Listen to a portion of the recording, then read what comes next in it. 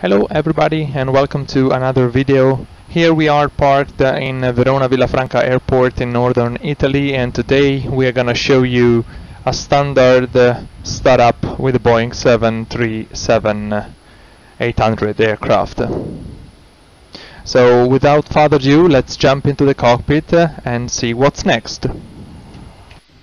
Okay, here we are inside of the cockpit of this Boeing 737-800. The pre-flight checklist to the line has already been completed.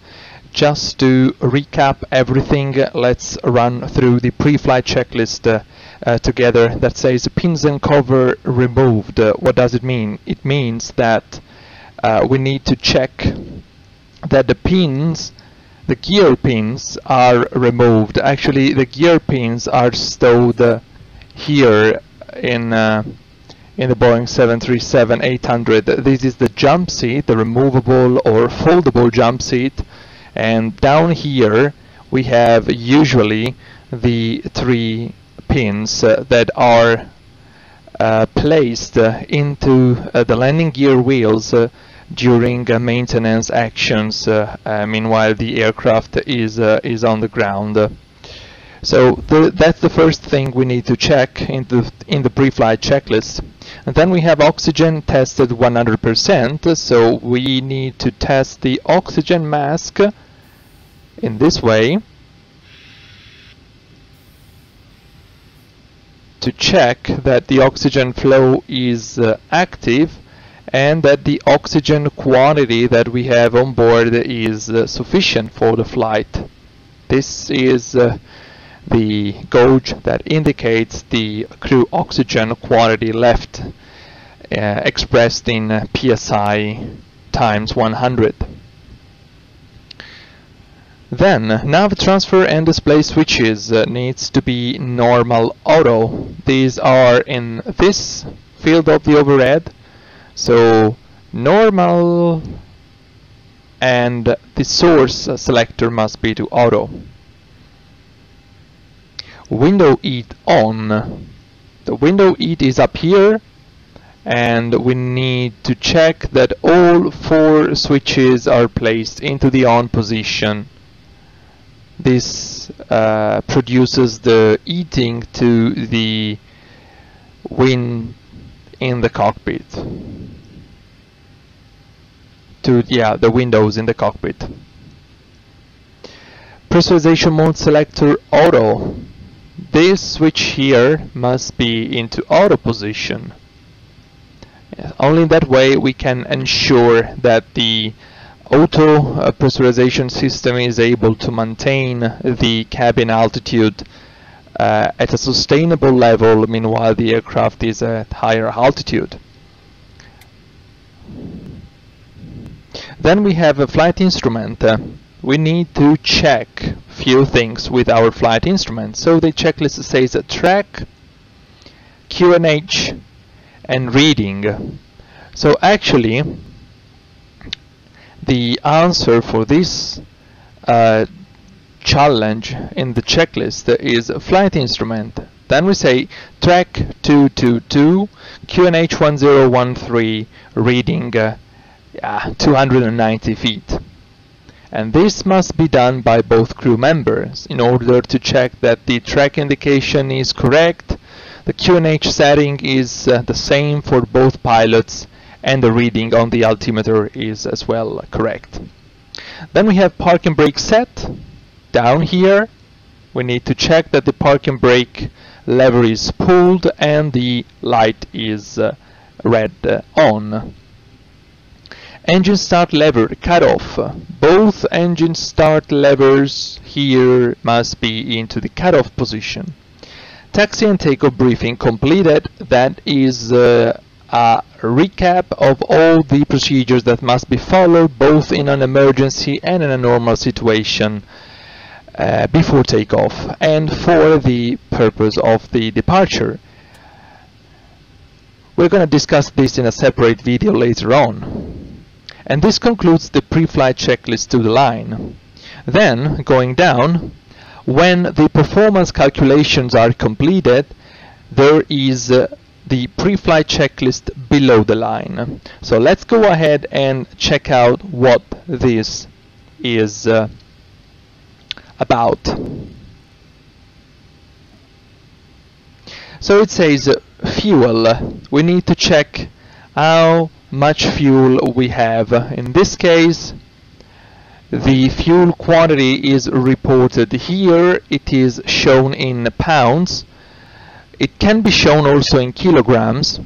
So the answer is, at the moment we have something like 10,370 pounds on board, and the fuel pumps are on. In this case, 4 fuel pumps. The one related to the wing tanks, that are those two that are half full. We have no fuel in the center tank, so the center tank pumps are off.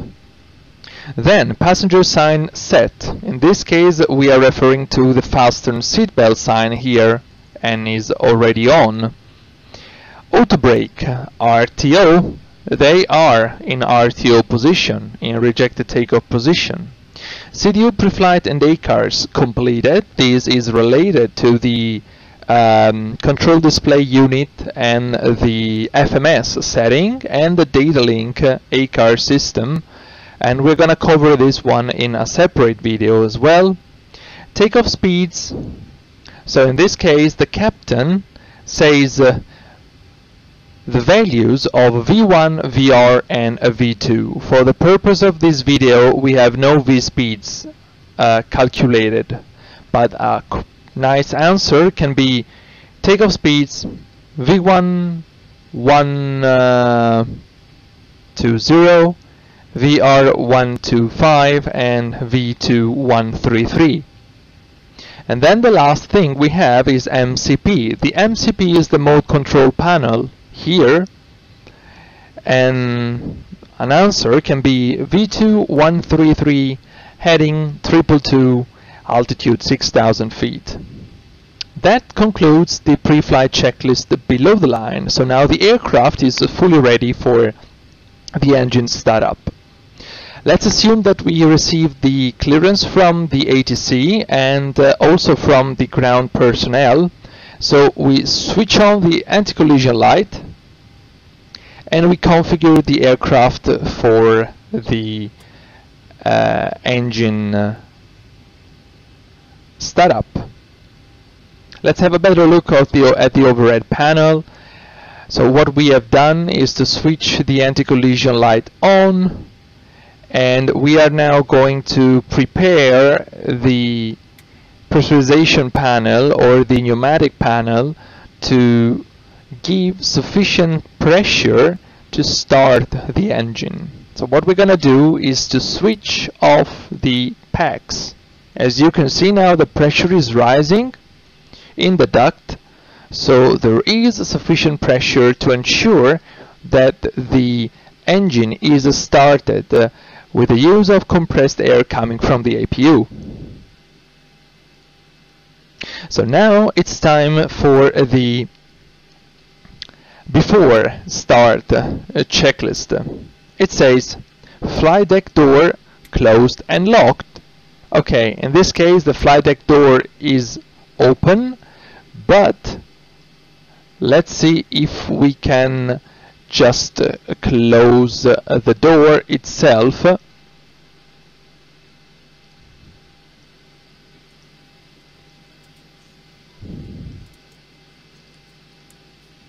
Recycling the anti-collision light.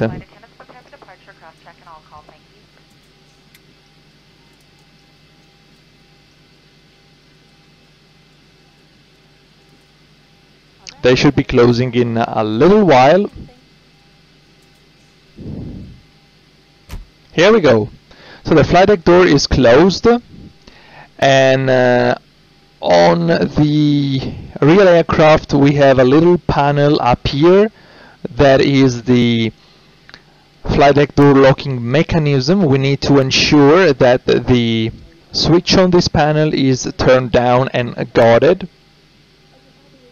And as well we have this indication here on the pedestal, flight deck door. We must ensure that there is no lock fail light lit. Okay, and this must be in auto position to have a good operation of the system. So that's the first point of the before start checklist. Then we have doors and windows closed and locked. What does it mean? It means that we need to check up here into the overhead panel that all doors lights are extinguished. Okay, all doors lights are extinguished. Like in this case, it means that all doors are closed. And then as well, since the flight deck windows are openable, we need to check that both the captain's and first officer windows are closed and locked. Then anti-collision light on. It is already on. Transponder, it says as required, but most of the airports require the transponder to be into the TA array position already from the starting of the, or from the pushback, or when the taxi starts. And then we have rudder and aileron trim. It says free and zero. For the purpose of this check, we need to ensure that we have hydraulic pressure into the ELEC pumps, and to perform this check we need just to go down here and ensure that the rudder trim is free in the movement and go back to zero. Same things for the aileron, ensuring that everything is smooth, and we can check this operation up here. Let's see if I can move a little bit further away and show you what it will look like. Okay, unfortunately in the sim this is not really well simulated, but moving the aileron trim from these two switches results in the control yoke to displace by itself, like this or this. Okay, and when we have the aileron trim into zero position, the control wheel is completely centered. This concludes the before start checklist. So now the before start checklist is completed. We are parked at a self-maneuvering parking stand, so we do not need any pushback. So let's start the engine. As we have discussed, we have already set up the pneumatic panel. So the procedure to start the engine normally on the Boeing 737 NG starts here with the engine start switches. There are two of them. Of course, the engine number 2 is connected to this switch, and the engine number 1 is connected to this switch. The engine start switches have got 4 different positions. We have a flight, continuous, off or auto, depending on the version of the Boeing 737 flying, or ground.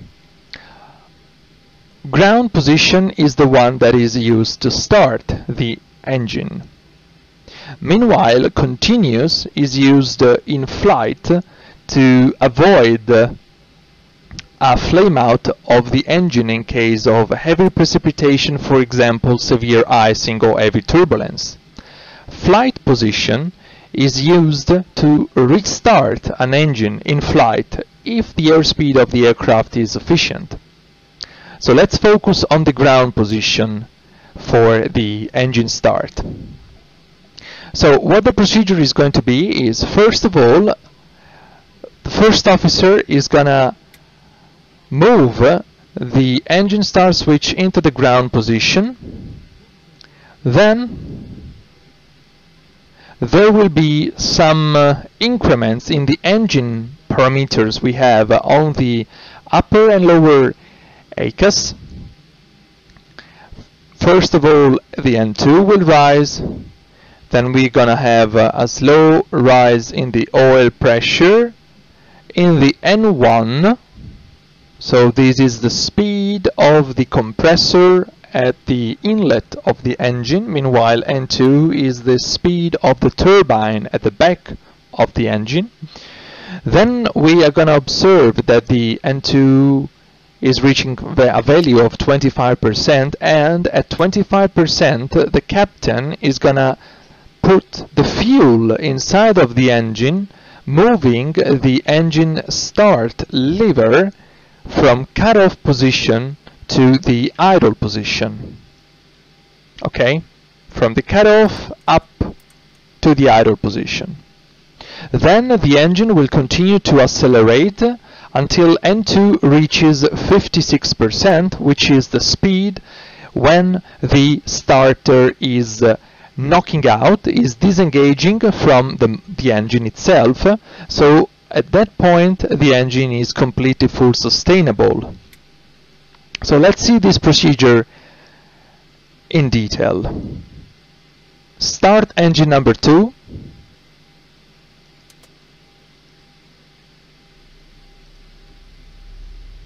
The start of the engine in the 737NG is silent, so there is no call-up of the parameters.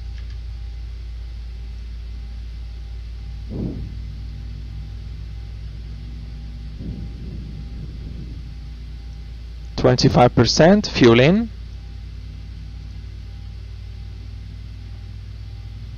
Good rise of all the values.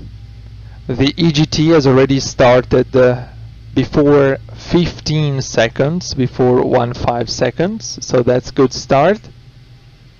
Next step will be 56%. Yes, starter cut out. This is said by the first officer. Starter cut out. I think you have heard this noise in the background. It was the engine start switch that popped out from the ground position automatically into the off position when the N2 was reaching 56%, and the start valve open message here disappeared. Now the engine has stabilized, and just to remember, as a good indication, we have a N1 of about 20, a EGT of about 40, an N2 of about 60, a fuel flow of about 60. So these are good by heart references to know if the 737 engine has started correctly. So let's repeat the same procedure for the engine number 1. Start engine number 1.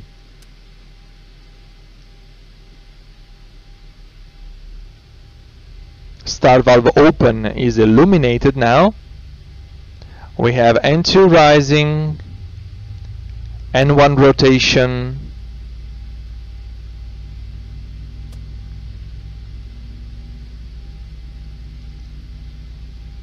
%, fuel is coming in, timing for the 15 seconds. We already have EGT increasing before 15 seconds, so it's gonna be quite a good start.